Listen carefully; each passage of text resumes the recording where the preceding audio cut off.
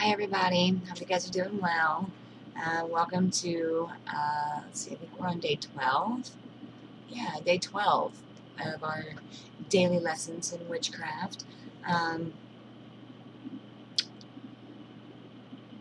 I just drew a blank. Gotta love that already, huh? Today we're going to talk about flowers.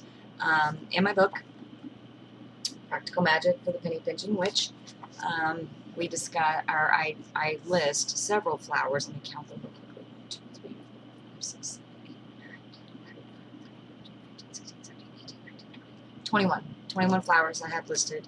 And I want to discuss some things first before we get into the properties and whatnot of flowers. With any type of plant, it's very important to remember that some plants can be very toxic, not just to humans, but to animals as well.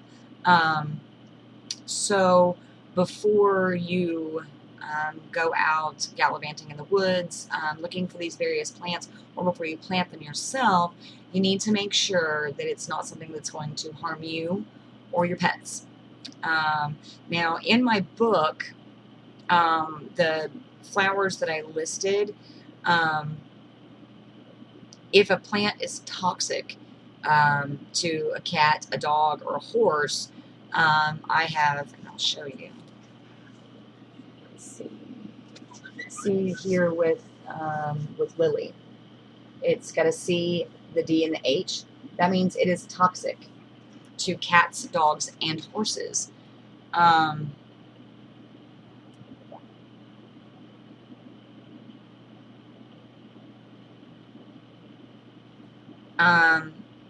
Sorry, my daughter was texting me. So for any plant that I have not listed in my book, if you find a plant that that you want to plant to use for magical purposes, I would really like for you to research whether or not those plants are toxic to humans, cats, animals of any kind, because we don't want you using anything that's going to harm you or your beloved furry friends.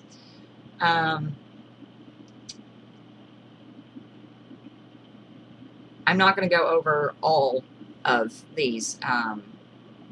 Well, we might. We'll see how we do on time. The first one we have is the crocus. It's for newly blooming love, enhancing visions, and bringing about intuitive dreams. We have the daffodil. Now, the daffodil is poisonous to cats, dogs, and horses. It's used for love, fertility, abundance, and luck. We have the dandelion in two parts. Its leaf is used for healing, purification, ritual cleansing, and positive change. And then the yellow flowers can be used for divination and drawing good energy. I've also heard that the flowers are edible. I can't see myself picking up a dandelion and eating it. Echinacea, which is also called the purple cone flower. You can use it to add a boost to charms and sachets. It's used for prosperity and as an offering to deities. The geranium. Now, growing up, my mother had geraniums everywhere, absolutely everywhere. Geraniums are poisonous to cats, dogs, and horses, but they're used for love and healing. Golden seal. You can use for money spells, business dealings, financial gain, and legal issues. The hibiscus, as beautiful as it is, and it is a stunning, stunning flower, is poisonous to cats, dogs, and horses. It's used for passion, attracting love, lust, and having prophetic dreams about your lover. The holly, also poisonous to cats, dogs, and horses, is used for protecting the home. The hyacinth, another beautiful flower, poisonous to cats, dogs, and horses. It is the patron herb of homosexual men. It promotes peaceful sleep.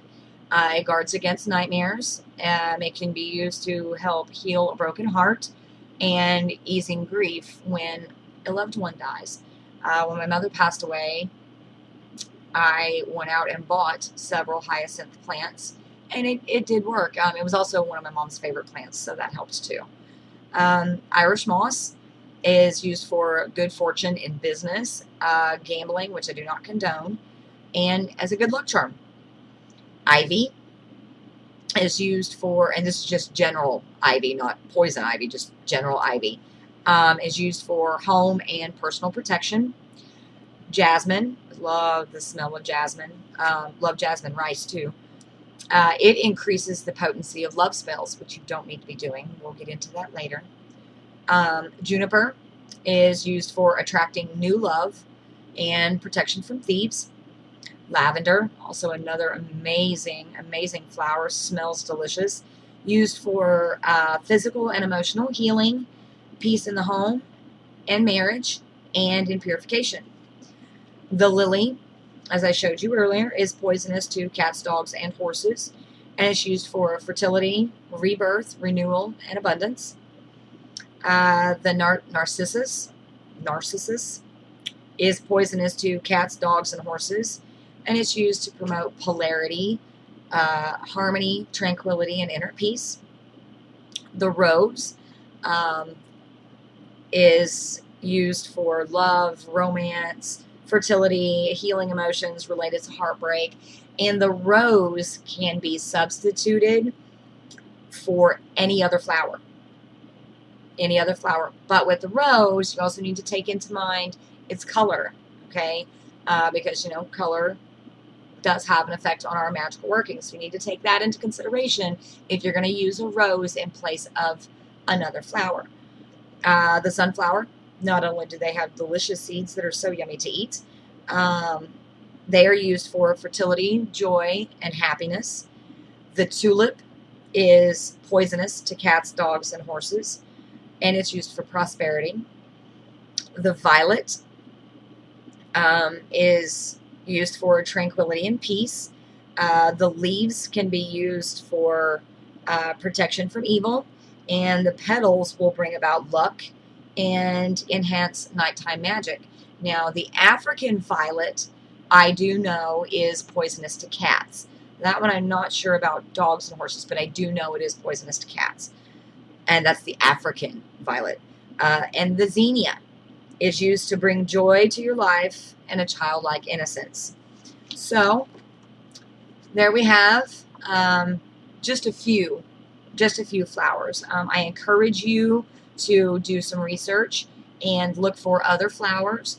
And like I said, before you start planting them or bringing them into your home, you need to make sure that they're not poisonous or not toxic to any animals that may come in contact with them.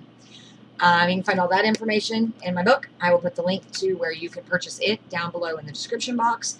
If you found me by accident, please click subscribe.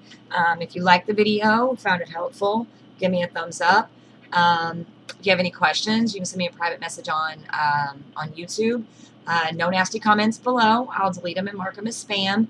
And lastly, be kind to each other. You never know what battle somebody else is fighting, and you don't want to have to deal with karma. So until tomorrow, I hope you guys have a great day. Bye, guys.